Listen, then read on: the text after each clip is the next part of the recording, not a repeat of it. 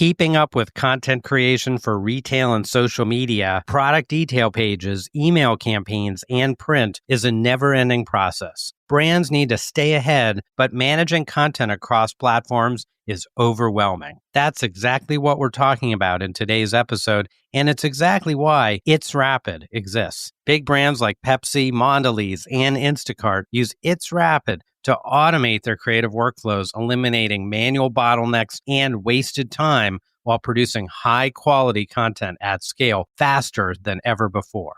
With It's Rapid, you can scale banner creation across multiple retail and social media networks, create above and below the fold images, videos, and copy for Amazon, Walmart, and other channels, build optimized content for email marketing campaigns, and produce sell sheets, catalogs, and print formats for trade shows and in-store promotions. If today's conversation gets you thinking about how much effort goes into content production, it's time to rethink your approach. Visit itsrapid.ai to learn how top brands are scaling smarter and faster using our all-in-one content creation solution.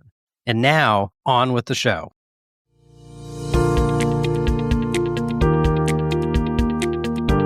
Welcome to Beyond the Shelf with Dave Feinlieb.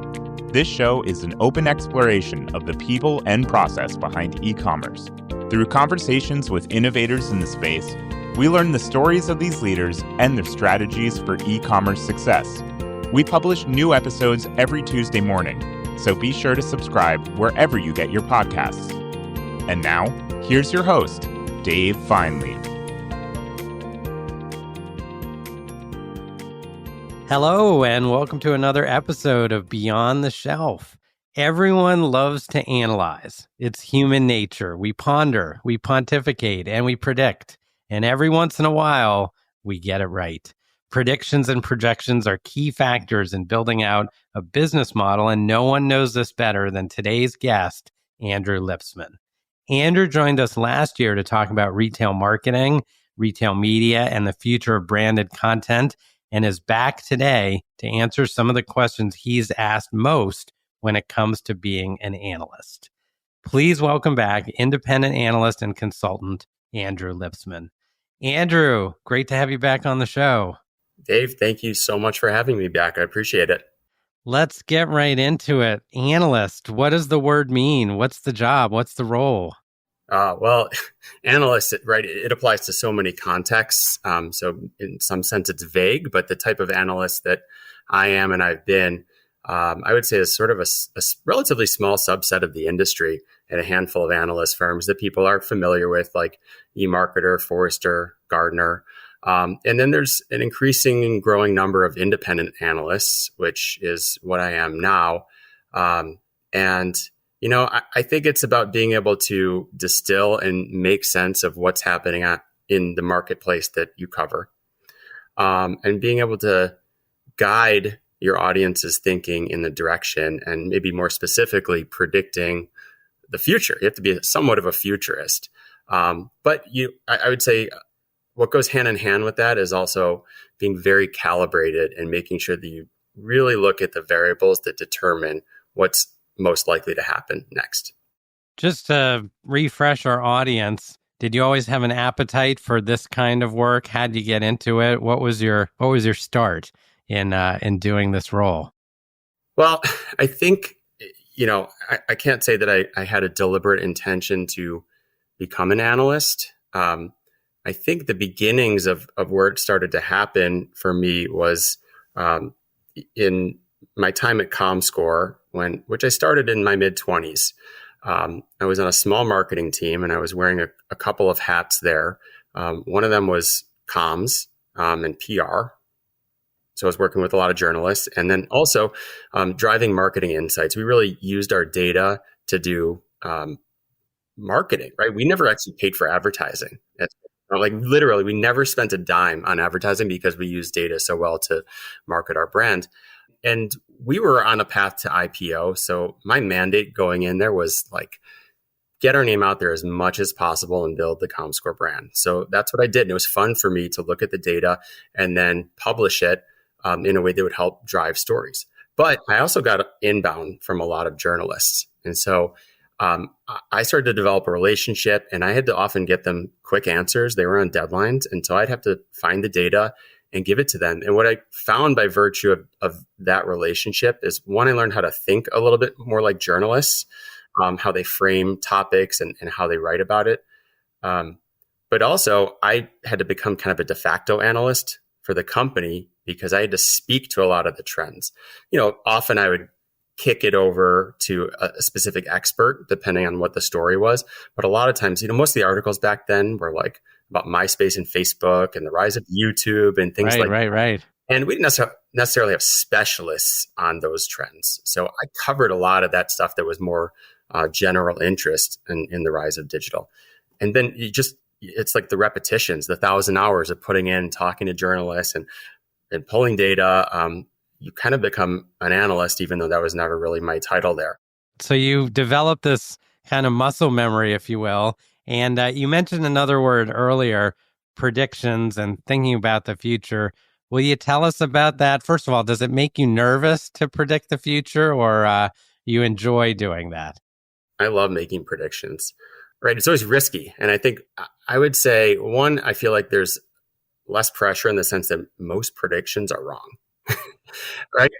And not even like they're directionally wrong. Yeah, right. Like it's very hard to predict. The first thing, get the direction of the prediction right. Yeah. Then try and figure out the magnitude of the prediction, right? How big will this thing be ultimately? Yeah. And then the last thing and the hardest, I'd say it's almost impossible to do, is get the timing right. So if you get those first two ballpark correct, you've made a pretty good prediction. Yeah. So, I think I feel comfortable being able to hit the mark or be in the ballpark on those two things. And then, if I get the timing right, I'm probably just being lucky at that point. The other thing about getting predictions wrong is I kind of love getting predictions wrong, because the way that I come up with predictions or try to project what's going to happen is I'm always trying to figure out what the key variables are that determine the future. And in my head, I have this idea that I simplify it into thinking there's probably three key variables, right? The first variable represents, let's say, 40% of where this trend's going to go. The next one is 20%. The next one is 10%. If I can get those three pretty much right, I've got 70% of what I need in information to get the prediction right. And so I focus a lot on those multiple variables. And then if I make that prediction and it's wrong, it means I've missed something critical. And that I actually crave that, because what that means is I immediately go in, why did I get this wrong? What was the thing I missed? Okay, you figure it out, and then it becomes a new model that you can apply to future predictions. So every chance that you have to be wrong is actually the step change that you take in being a better analyst. It's so great. And being able to kind of incorporate this feedback loop is something that came naturally for you, or did you have to learn it? I think it's probably just a way that my mind works a little bit. I obsess about cause and effect. And I just feel like there's a lot of conventional wisdom out there that's not always right. And it's because we map to the wrong variables. I think that where predictions mostly go wrong is there's an impulse to see the first thing that seems parallel to this instance, and you map to that one variable. And if you don't get it right, you're going to be wrong. And a lot of times it's directionally wrong. So I like to look for those things that are sitting below the surface, but they're actually very determinative of what's going to happen. And I try and lean into those. I love it. So we're going to talk a little later about predictions for 2025, of course, but I'd love it if you'd share with us a couple of your favorite predictions that you've made that were right on the money, and maybe one or two that you got wrong and you learned something from. So a couple of the ones that come to mind as being good predictions, and I'll take you through the process of how I arrived at them. One of them, and I'm on record over the last year or two saying this a number of times on a podcast, on the eMarketer podcast. I was saying pretty strongly that I did not think that there was going to be a recession. And it got to the point where everybody had assumed there was going to be a recession. It was a given. 100% of economists polled said there was going to be a recession. I kept saying over and over, I'm like, I'm willing to change my mind on this if I see some of the key variables change, but I'm not seeing it yet. And what I was drawing upon was my past experience in analyzing e-commerce, which was the most important variable in consumer spending growth was very simply, do people have money in their pockets? If they have it, they spend it. Where does that money come from? Being employed. So when the labor environment is strong, which it was through all of this, people had money in their pockets. People were, there was a vibes recession. People were kind of angry about inflation, and they were certainly getting less for their dollar. But in terms of the overall growth, there was nothing that signaled that consumer spending wasn't going to continue to be, solid to strong. And so I said, when I see real material changes in the labor environment shift, I'll adjust my thinking. But it never happened. I think also people were colored by headlines. You see all these headlines of tech companies laying off, thousands of people. But like in the grand scheme of the economy, it's a drop in the bucket. So you think about what's below the surface. You were right about where we are. And what's an example of one where you made a prediction, didn't go the way you had planned, and you were able to think about those underlying variables? So I'm writing an article right now where I pulled up my first report on retail media networks from 2019. And at the time, before everything had manifested, I had seen that there was going to be, on-site retail media, off-site retail media, and in-store. But I was rereading my prediction on in-store, and the thing that I got really wrong was I said in-store is going to happen this way. You're going to have screens in stores, and it's going to have to communicate in some way with your mobile device through some sort of technology in order to understand who you are and deliver you those personalized ads in store.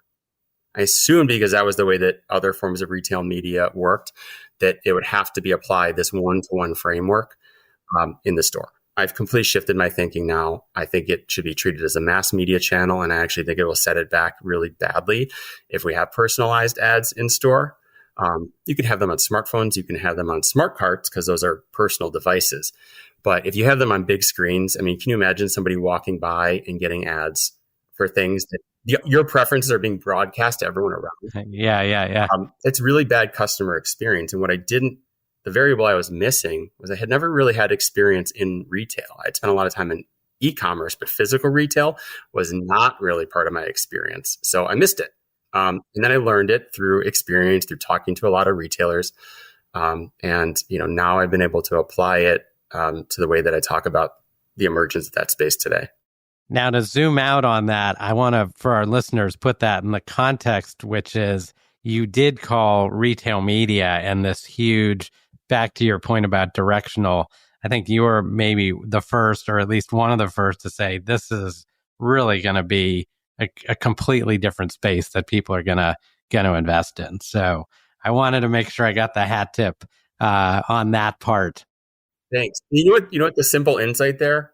It was as simple as just knowing that I came from measurement world, and I saw so clearly how dollars follow measurement, right? Google was the first one to illustrate that online, and it wasn't until Facebook really moved to a performance medium that dollars were able to flow in a big way. And so once I realized what was happening at Amazon, it was like self-evident. I was like, oh, it's Google ads on steroids. And then you're going to measure it. Right. And then I was like, and every other retailer can do their own version of this. So it was that moment. It was just a light bulb. And, but again, people don't think measurement's boring to talk about, but it's actually a really powerful force if you think about the history of digital advertising. Talk to us about, I want to incorporate a little bit of Andrew Lipsman's analytical and predictive capabilities into my own career, my personal life. Any rules for the road or suggestions for how we can do that?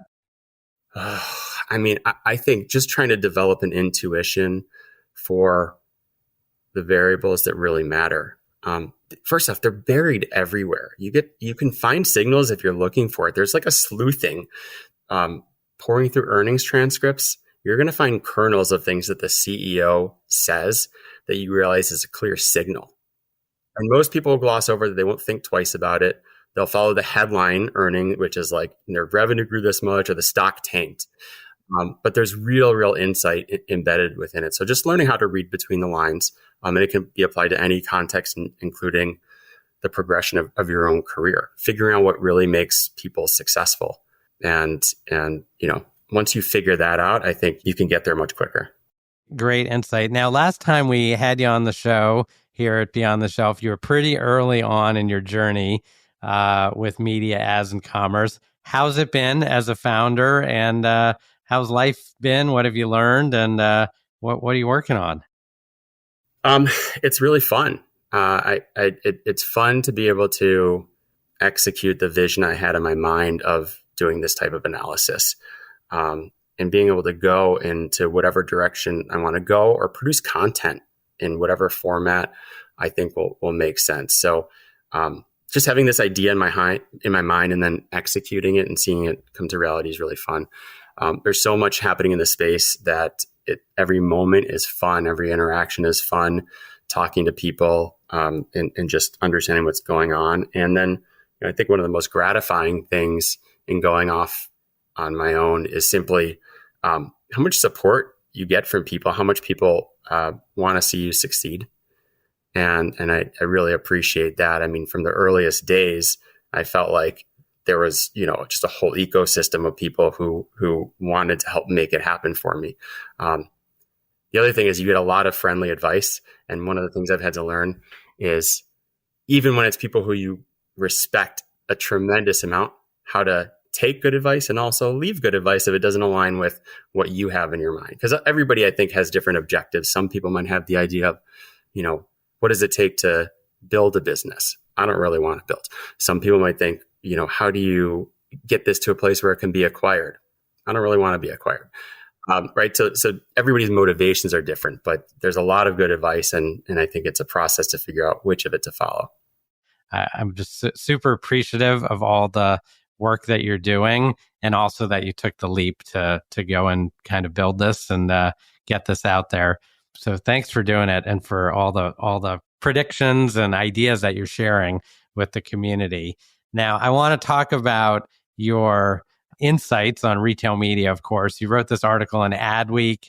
2025 is going to be an even bigger year. The industry is going to grow from 26 billion to 166 billion globally. Big numbers.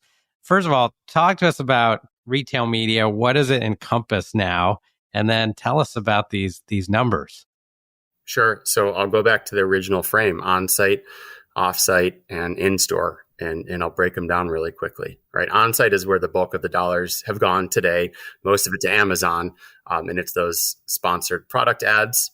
But also something that I think gets overlooked is the sponsored brand and sponsored brand video ads. One of the things I learned this year through talking to some really smart folks in incrementality measurement is that those actually drive the most incremental return. Yeah.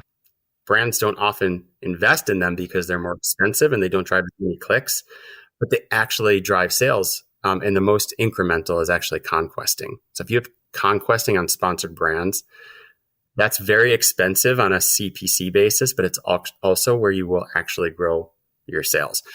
So there's a ton of value that's still there. That's where the growth has happened. It's actually where most of the growth is going to happen over the next few years as well. But we're also seeing the emergence of offsite, which is, programmatic offsite using retailers' purchase and shopping data for targeting.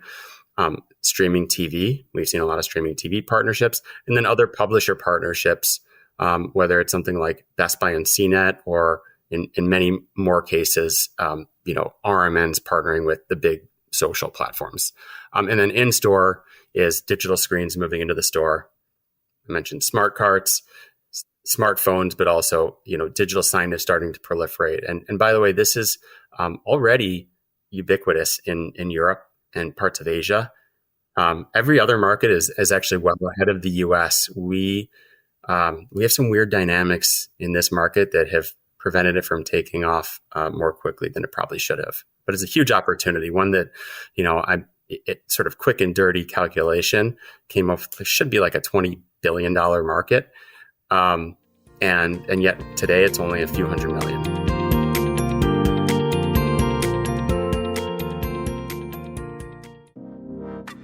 This episode of Beyond the Shelf is brought to you by It's Rapid. It's Rapid is the platform Pepsi, Mondelez, Instacart, and hundreds of other leading brands and retailers use to build personalized content at scale.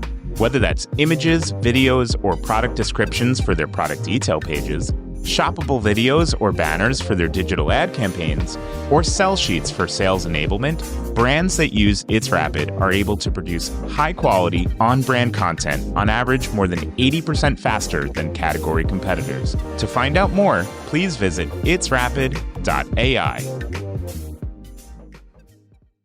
And the growth that we talked about here, you've got on-site, you've got off-site, you've got in-store and in all its different forms.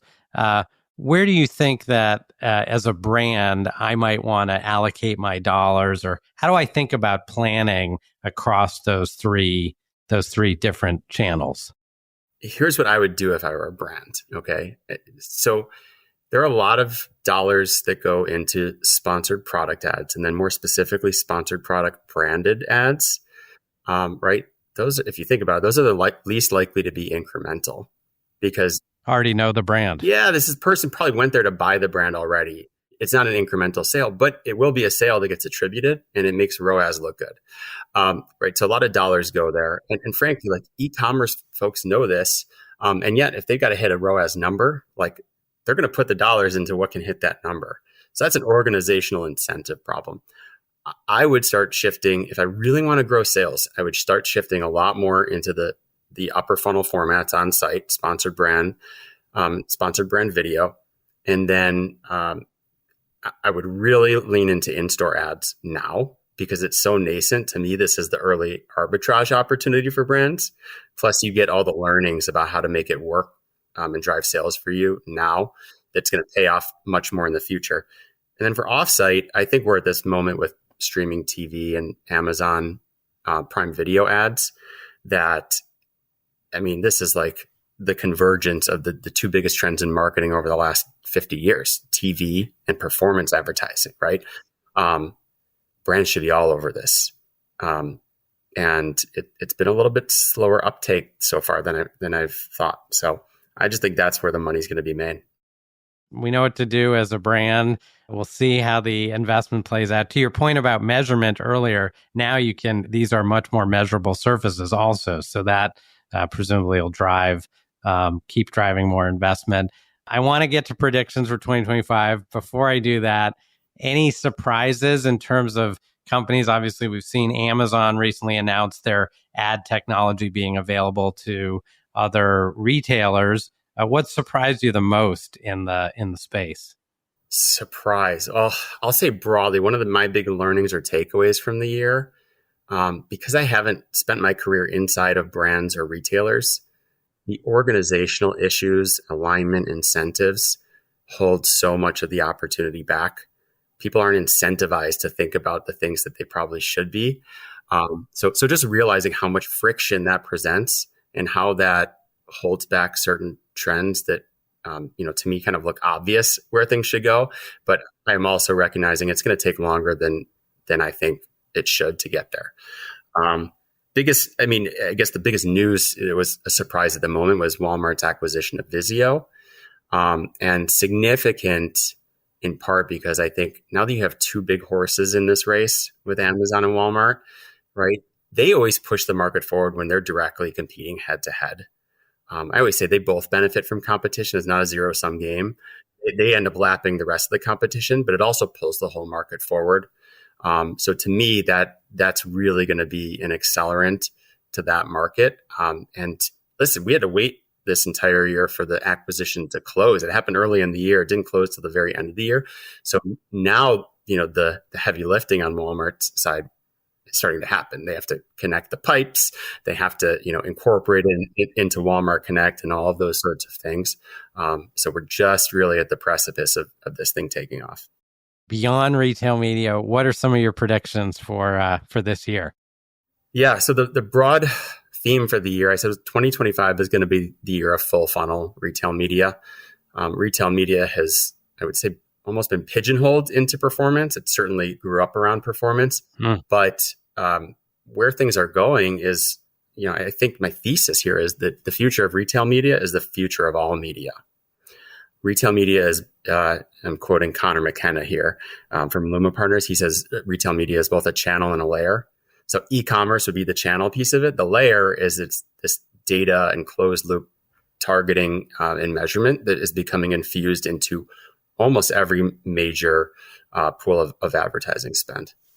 So I think that we're going to see that manifest in bigger ways where the upper funnel and the lower funnel come together in ways where it's clear where things are going to start to go that it hasn't quite crystallized yet, but I think it will. So the three things that I put as the kind of sub bullets to this point about full funnel are one, the rise of streaming TV, as I just alluded to, right? Amazon has opened up the inventory.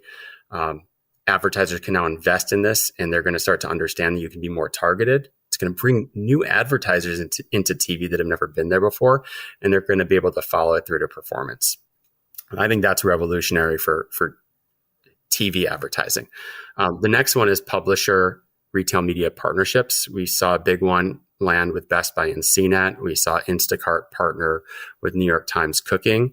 I think the action is starting to heat up in publisher world and thinking about applications of it for themselves. So I think we're going to see more movement of that happen this year. And then the last one is in-store. I've been talking about in-store broadly as a trend, but I think it doesn't become real until people start to see it all around them.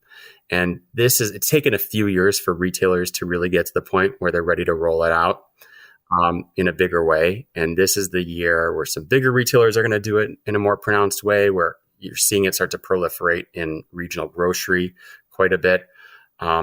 And when it stares people in the face, they start to understand that physical store is really the next major media channel. These are your predictions, themes for 2025. These are amazing. We'll come back in a year, check in with you. I would love it if you have specific predictions, anything we should specifically be thinking about for this year that might happen. Wait, you can't hold me accountable to these predictions. I'm all about measurement. So the specific predictions, this is something that we started doing a few years ago at eMarketer. And the idea behind it was, I don't know if folks remember Scott Galloway, before he became, the entity that he is today. He made this prediction that Amazon would acquire Whole Foods. I think he made this in 2017, and it was maybe a matter of months later that it actually happened. I mean, that is a specific prediction that was exactly right. So it's fun to speculate on some of these things. So they're probably going to be wrong. I mean, the chances that you're right are so small. But what I like about doing them is there's a logic behind it. And if you can take away the logic of the prediction, you'll probably see something that's somewhat parallel to that actually happen over the course of the year. So the first prediction I'm going to make here is that we're going to see a streaming TV partnership between Best Buy and Disney Plus. And the logic behind it is actually pretty simple. Best Buy just hired their new GM of their advertising business, Lisa Valentino, who comes from Disney. So a deep water media person. Best Buy is obviously the brand in a major consumer category. They have a Roku partnership, but I don't think anything beyond that. It just makes perfect sense to bring those two together and to be able to incorporate really good consumer electronics data into Disney Plus advertising. So, right, sometimes the reading the tea leaves is about the individuals who are at play. Yeah. My second one is I think that Target's going to get its groove back in retail more broadly, but specifically in retail media as well. With the specific things that I think they're going to really take to the next level is their loyalty program. The Target's always engendered great loyalty. They're starting to invest more and get more serious about Target Circle. But I think they haven't quite hit that moment where they have the incentives that that really capture the imagination of consumers who probably want to be loyal, in terms of a paid loyalty program, or membership program. So I think what they're going to do is play to their strengths, which is they're always the best place for brands like Starbucks, Disney, Lego. I think that there is a version of their membership program that will provide incentives around some of those great brands. So when you picture Target Circle, you picture these great brands in your mind's eye, and these are things that can apply as benefits to the whole family. Ulta, that's the other one. They've got Ulta store within a store there. And my last prediction, this is kind of the hardest one to do, and actually probably won't happen this year. But we're going to see more retail media and publisher partnerships. But I think there's also potential for M&A, right? So you could see a retailer acquiring a media brand, especially with media valuations depressed in a lot of instances.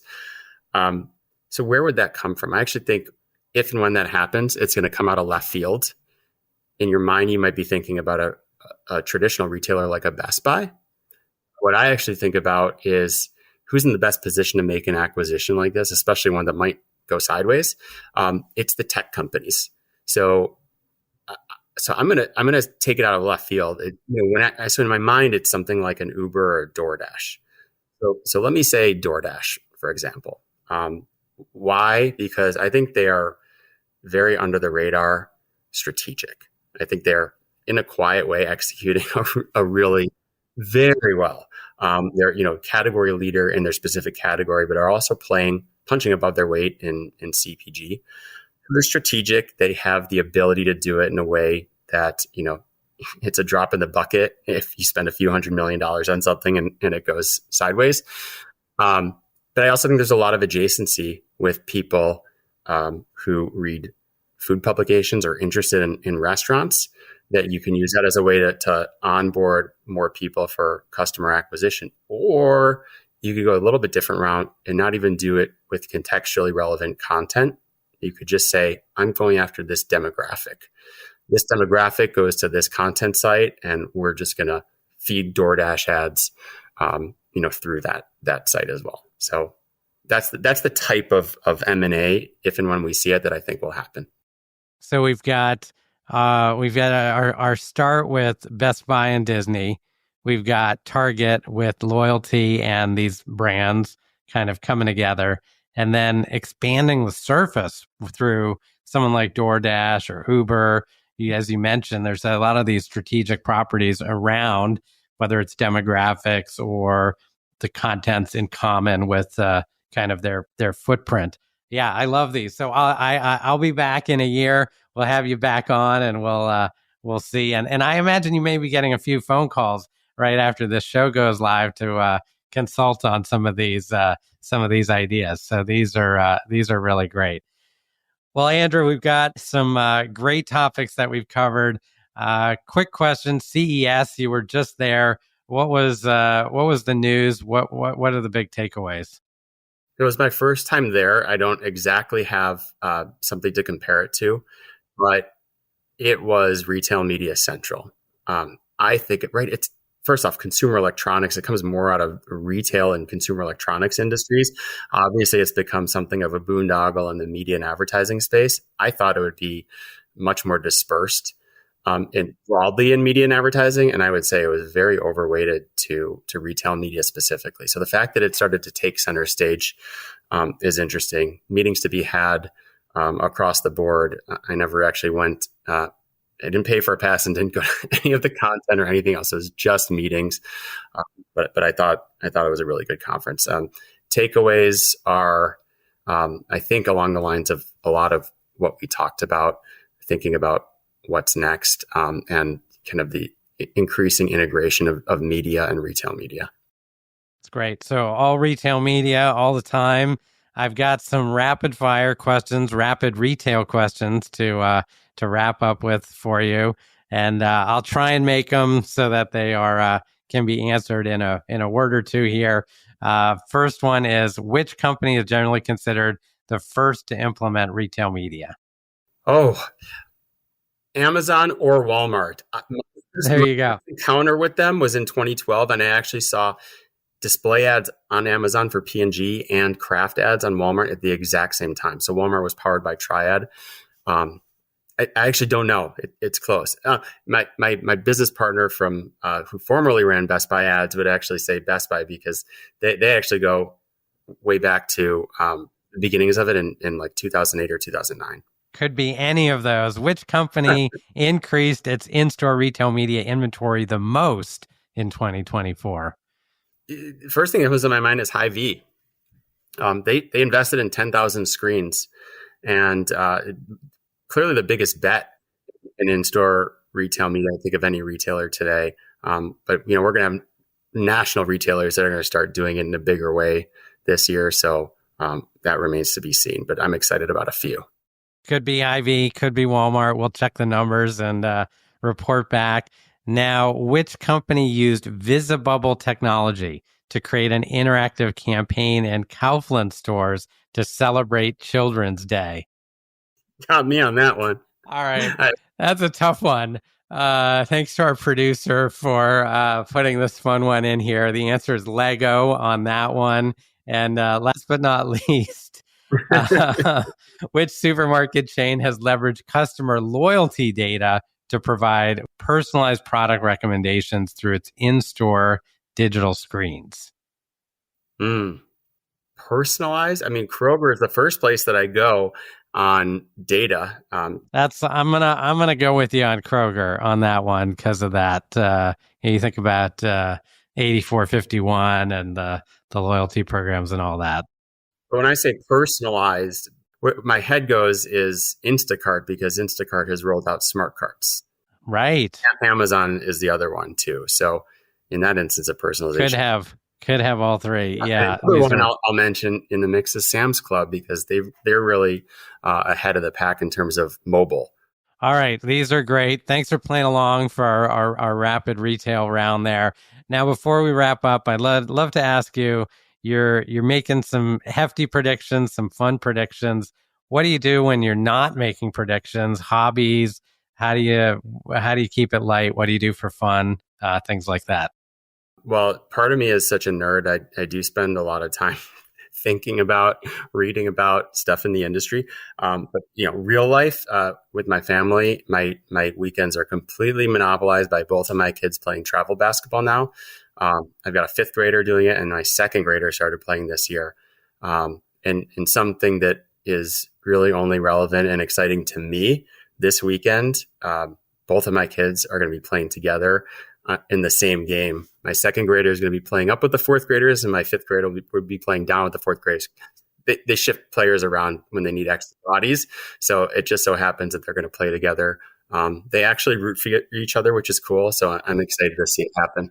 Amazing. I can't think of a better note to end on. Andrew, if our listeners want to reach you, find out more about your predictions, what you're working on, talk with you, what's the best way for them to find you online? My publication, Media Ads and Commerce, which is Media Ads and Commerce spelled out .substack.com. That's where I publish all my articles. And then LinkedIn. I'm on LinkedIn regularly. Just come find me, connect with me, hopefully follow my content, teach me something new. I always love when people tell me something I don't know. We'll make sure to put those links in the show notes. Andrew, thank you so much for talking with me today. A true inspiration. I learned a ton, and I had a lot of fun talking with you. So thanks again. Likewise, and thank you so much for having me back. That's it for this week's episode of Beyond the Shelf. If you enjoy the show, be sure to like, subscribe, and leave us a review. It really helps us grow. And feel free to share us with your colleagues so they too can hear weekly perspectives from the brightest minds in e-commerce. You can also check us out on LinkedIn, where we post clips from each episode, share Dave's takes on breaking industry news, and much more. Beyond the Shelf is a production of It's Rapid. Our host is Dave Feinlieb, and our producers are Sean Levy-Ashvili and Jake Musiker. Thanks for listening, and we'll see you next time on Beyond the Shelf.